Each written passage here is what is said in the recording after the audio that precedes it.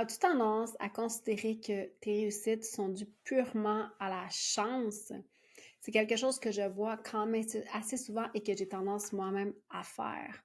Bienvenue dans le podcast Ambitieusement TDAH. Donc aujourd'hui, en fait, j'ai envie d'explorer avec toi quelque chose que je vois souvent qui est l'attribution de nos réussites à purement de la chance. Comme si on n'était pas capable de répéter une chose qu'on a déjà réussi par le passé.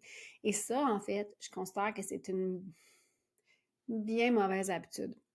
Mais avant de qu'on me plonge dans le sujet, j'ai envie de faire un petit retour sur l'épisode de la semaine passée. Donc, épisode 130, le TDAH n'est pas un super pouvoir. Donc, merci à ceux qui ont pris le temps de m'écrire un commentaire. Je pense que c'est celui qui a eu le plus de réactions jusqu'à maintenant. Et je vais prendre le temps de lire un commentaire donc de Grégoire qui me dit « Je me sens terriblement empathique avec ce que vous dites. Je me retrouve dans tout ce que vous racontez dans cet épisode. » Pareil pour les multiplications 7 et 8. Et alors, je suis comptable. Alors que je suis comptable, financier, économiste, cocasse. Merci Grégoire d'avoir pris le temps de m'écrire. J'ai énormément de... En fait, je comprends totalement la situation, mais c'est pour ça qu'existent les calculatrices et qu'on est heureux de les avoir. Et même maintenant, nous montrer des gens qui sont capables de répondre à 7 fois 8. J'ai aucune idée de ce que ça fait comme chiffre, sans blague. Donc aujourd'hui, retour à l'épisode du jour, épisode 131. L'attribution de tes réussites à la chance.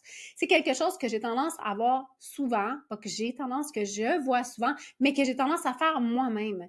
Je vais prendre ma vie en exemple. Moi, dans le fond, j'ai fait des études postsecondaires, j'ai fait un cégep, j'ai fait l'université.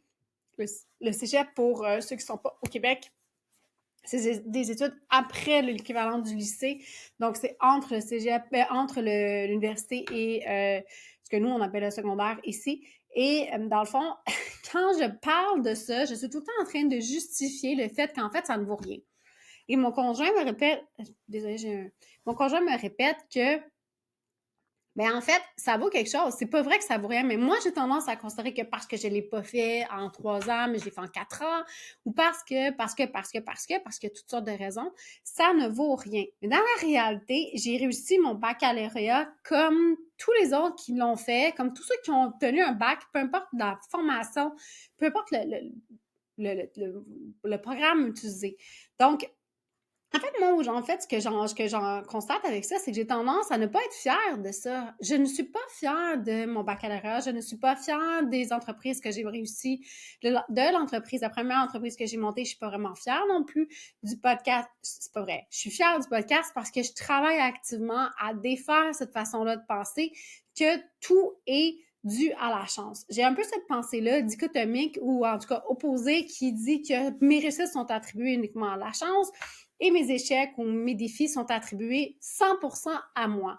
Alors qu'en réalité, il y a probablement un certain milieu dans tout ça. Oui, il y a une part de la réalité dans laquelle on vit qui est due à ton environnement socio-économique. Je suis parfaitement consciente qu'en vivant au Québec, en étant née au Québec, en fait, en étant blanche, en étant née au Québec, j'ai accès à des choses qui sont pas nécessairement possibles d'accès partout dans le monde, ne serait-ce que même, je suis parfaitement consciente qu'au Québec, il y a encore du racisme systémique qui fait partie de notre société. Le but aujourd'hui, ce n'était pas de s'étendre sur cette réalité-là, mais en fait, je sais qu'il y a des facteurs qui ont favorisé ma poursuite d'études postsecondaires. Mais reste que j'ai fait le choix, quand j'avais 17 ans, quand j'avais 18 ans, quand j'avais 20 ans, j'ai fait le choix tous les matins de me lever et d'aller à l'école pour poursuivre mon diplôme, pour obtenir mon diplôme, pour faire mes cours pour obtenir mon diplôme. J'aurais pu faire un autre choix et ça aurait été correct, mais j'ai fait ce choix-là et j'ai toutes les raisons du monde d'en être fière. La raison pourquoi j'ai tendance à dévaloriser, en fait, mes réussites, c'est probablement parce que j'ai suivi un parcours très atypique. Donc, aujourd'hui, je suis coach TDAH, donc je travaille avec les adultes qui vivent avec un déficit d'attention. Mais c'est pas un parcours, j'ai pas fait un baccalauréat en psychologie avec tout ce qui vient ensuite pour devenir officiellement psychologue et pour pratiquer pendant plusieurs années, tout le kit. C'est pas ce que j'ai fait. J'ai fait un bac en kinésiologie, qui est la science d'activité physique. Ensuite, j'ai eu des enfants. Je me suis j'ai eu un commerce de détail pendant 5 ans. Ensuite, j'ai fait un arrêt de travail. J'ai eu un gym pendant 1 an. J'ai fait un autre arrêt de travail. J'ai appris que j'avais un diagnostic de TDAH. Je me suis formée aux États-Unis. Et je suis maintenant celle qui te parle dans les oreilles. En fait, ça fait 4 ans, donc, dans le fond, que j'ai parti mon entreprise de coaching. Et ce que je réalise, c'est que dans le fond, oui, j'ai un parcours qui est atypique et à cause de mon parcours atypique, j'ai tendance à considérer qu'il a moins de valeur qu'une personne qui aurait pris un parcours plus, entre guillemets, traditionnel, comme celle de mon conjoint qui a fait ses études puis qui travaille encore dans le domaine dans lequel il a fait ses études. Mais je pense que dans la réalité, ça ne vaut pas moins. C'est juste différent comme parcours. Puis la réalité, c'est que moi, avec mon déficit d'attention, j'étais quelqu'un qui avait de la difficulté je me remettais souvent à mes travaux à la dernière minute. Donc, je sais que j'ai probablement sous-performé dans plusieurs de mes cours. J'avais de la difficulté à organiser. J'avais tendance à faire beaucoup trop de choses en même temps. Et ça m'a amené à considérer que peut-être que j'aurais pu accorder plus de temps et de valeur à ma formation, mais en même temps, je peux pas refaire ce qui a déjà été fait. La seule chose que je peux faire, c'est en être fière. Et aujourd'hui, en fait, c'est vraiment ce que j'ai envie de t'amener à considérer parce que c'est quelque chose que je vois souvent. Les réussites d'une personne dans le passé vont être attribuées à purement de la chance et ça, je peux te dire que ça vient vraiment directement impacter ton estime de soi, en fait. Donc, le fait que tu considères que tout ce que tu as fait par le passé est attribuable à la chance, c'est comme si tu lui accordais pas de valeur. C'est comme si tu n'accordais pas de valeur. Tu n'accordes pas de valeur aux efforts que tu as faits. Est-ce que tu as fait des efforts différemment? Est-ce qu'il y a des choses que tu aurais pu mieux faire? Je pense sincèrement qu'il n'y a personne sur Terre qui peut dire que absolument tout ce qu'il a fait dans la vie a été parfaitement fait et a réussi à faire exactement ce qu'on voulait. La vie, il y a une part d'incertitude. On ne sait pas ce qu'on va obtenir comme résultat quand on fait des efforts. Mais ce qui est important, c'est de te ramener à ce que toi t'as fait. Donc, les décisions que tu as prises pour te rendre là, les actions que tu as prises pour réussir à obtenir cette chose-là. Ça peut être n'importe quoi. Ça peut être avoir une amitié sur le long terme. Ça peut avoir une relation amoureuse sur le long terme. Ça peut être un diplôme. Ça peut être un emploi. Ça peut être une entreprise. Ça peut être des formations. Ça peut être même ne serait-ce que d'élever des enfants. Tous les matins, faut que tu te lèves pour te dire que tu vas encore t'en occuper. Et là, je ris parce que on va se dire les vraies choses, là. C'est dur être parent. Ça demande énormément d'énergie. Bref, si tu veux avoir une bonne estime de soi, une des choses que j'entends le plus souvent, c'est « j'aimerais ça être fière de moi ». Mais pour être fière de toi, tu dois commencer par reconnaître ce que tu as fait.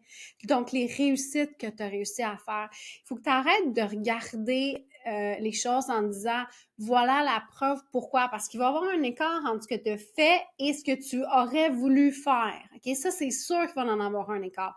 Mais si tu passes ton temps à focuser uniquement sur cette partie-là, donc sur la partie que toi, tu considères qui n'est pas à la hauteur adéquate, peu importe, pour justifier le fait que tu dévalorises cette réussite-là, ça va pas contribuer à une meilleure estime de ça. Ça va même pas contribuer à ce que tu vas t'améliorer. Tout ce que ça va faire, c'est continuer à te faire croire que tu n'es pas capable d'y arriver. Est-ce qu'il faut faire les choses différemment quand on a un TDAH?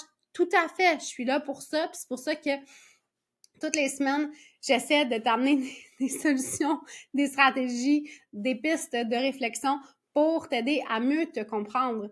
Mais en même temps, je pense que la réussite en elle-même, peu importe la manière qu'on s'est rendu, ce qui est important, c'est que toi, tu as appris au travers de ça puis que tu sois fier de ce que tu as fait. Donc aujourd'hui, en fait, ce que j'ai envie de te proposer, c'est un exercice qui va être challengeant, qui est simple à faire, mais qui va être challengeant. Je t'inviterais à mettre des preuves physiques dans ton environnement de choses que tu as réussies. Donc, si tu as un diplôme, par exemple, secondaire, cégep, université, je t'inviterais à l'afficher sur les murs. Et quand je dis ça, je me mets au défi moi-même de le faire parce que mon propre diplôme n'est pas affiché sur les murs. Aucun de mes diplômes, en fait, est affiché. J'ai un méritage d'un de mes enfants que je sais pas pourquoi c'est dans mon bureau. Mais bref, je m'engage à mettre mes diplômes sur les murs. Tu vas me dire, ouais, mais pourquoi il n'y a personne qui vient dans ton bureau? Oui, moi, je viens dans mon bureau. Moi, je veux garder ça en mémoire parce que la réalité du TDAH, c'est que non seulement c'est probable que tu n'aies peut-être pas fait les choses de façon parfaitement optimale, mais la réalité, c'est qu'on les oublie, ces choses-là. Moi, j'ai tendance à oublier énormément des choses que j'ai fait. Et la personne qui me les rappelle, c'est mon conjoint. Mon conjoint me dit, ben voyons, Amélie, t'as fait ça, puis t'as fait ça, puis tu te rappelles pas de ça, puis ça. Moi, je me souviens de rien. Sincèrement, je me souviens, ben, c'est pas vrai que je me souviendrai, mais c'est que je vais m'en souvenir de façon contextuelle. Mais quand je vis une période où j'ai tendance à pas avoir moins de confiance en moi, moins d'estime de moi, j'ai de la misère à accéder ça. J'ai de la misère à m'en souvenir. Donc, en rendant ces choses-là disponibles et accessibles, ça peut être des photos, ça peut être des diplômes, ça peut être des certificats, ça peut être juste des mots. Tu sais, comme par exemple, clairement, j'ai plus de preuves que j'ai fait mon cours de sauveteur national plage océanique, mais je peux l'écrire sur le mur. J'ai fait ça sur un coup de tête. Je l'ai fait, je l'ai réussi. J'ai eu le diplôme. J'ai jamais travaillé, mais c'est pas grave. J'ai travaillé super fort pour l'obtenir. Puis je suis vraiment fière de l'avoir fait quand j'y pense, OK? Donc, ça va te servir à supporter le fait qu'on a tendance à oublier ces choses-là. Pas juste ça, plus tu vas en avoir dans ton environnement, en fait, une des choses qui fait que moi, j'ai tendance à ne pas le faire, c'est que je pense que c'est vantard de faire ça. Et si j'allais dans un bureau d'un médecin, d'un psychologue, d'un comptable, peu importe, puis tu vois tous les diplômes affichés sur le mur, est-ce que tu as tendance à penser qu'il est vantard? Si oui, c'est vraiment plate. Sinon, si oui, je t'inviterais vraiment. En fait, il y a une raison derrière ça. De un, parce que la personne est fière de ce qu'elle fait, mais en réalité, c'est parce qu'il faut qu'elle démontre ses certifications. Mais moi, je t'inviterais à faire la même chose. Ce n'est pas vantard que d'afficher tes réussites. C'est au contraire une excellente façon de démontrer tout ce que tu es capable de faire. Dans le fond, un diplôme ou une preuve de réussite, ce que ça montre, c'est pas tant la réussite en elle-même, c'est tout le travail que tu as fait derrière. Pour réussir à obtenir mon bac ou par exemple mon cours de sauveteur océanique, d'un, il a fallu que je fasse mon cours de sauveteur. Au Québec, c'est l'équivalent de 3 formations, donc médaille de bronze, croix de bronze, sauveteur national. Ensuite, il a fallu que je travaille pour ramasser de l'argent pour être capable de payer le cours de sauveteur océanique parce que mes parents ne me l'ont pas payé. Il a fallu que je le paye moi-même. Et c'est correct, là, je ne sais pas qui aurait dû, mais moi, je voulais le faire. Donc, il a fallu que je travaille pour accumuler l'argent. Il a fallu que j'y aille. C'était en République dominicaine, qui n'est pas à côté de chez nous. Il a fallu que je sorte de ma zone de confort parce que là, je partais en vacances avec des gens que je ne connaissais pas. Il fallait que je le fasse, le cours. C'est 7 jours de cours de 7 heures le matin, même plus tôt que ça, jusqu'à 6 heures le soir. On était toutes blessées, on avait mal partout. C'était épouvantable comme cours. Mais je l'ai fini et je l'ai réussi. C'est un défi physique en soi de réussir ce cours-là. Même si je ne l'ai jamais utilisé, j'ai jamais travaillé dans ce domaine-là, c'était un objectif que je voulais me fixer. Donc, c'est tout ça que ça représente, cette formation-là. C'est tout le chemin que j'ai fait pour devenir sauveteur, c'est toutes les heures que j'ai travaillé comme sauveteur pour payer ce cours-là. C'est le fait d'y aller, c'est le fait d'oser, de prendre des risques, de faire quelque chose qui me sortait vraiment de ma zone de confort. Et c'est de ça dont je suis fière, qui démontre en fait que je suis capable de faire ces choses-là quand je décide que je vais les faire. Est-ce que j'ai fait d'une façon différente? Probablement, mais ça, c'est pas pertinent. Ce qui est pertinent, c'est que j'arrive à faire ce que je veux faire, ce que je veux obtenir comme objectif.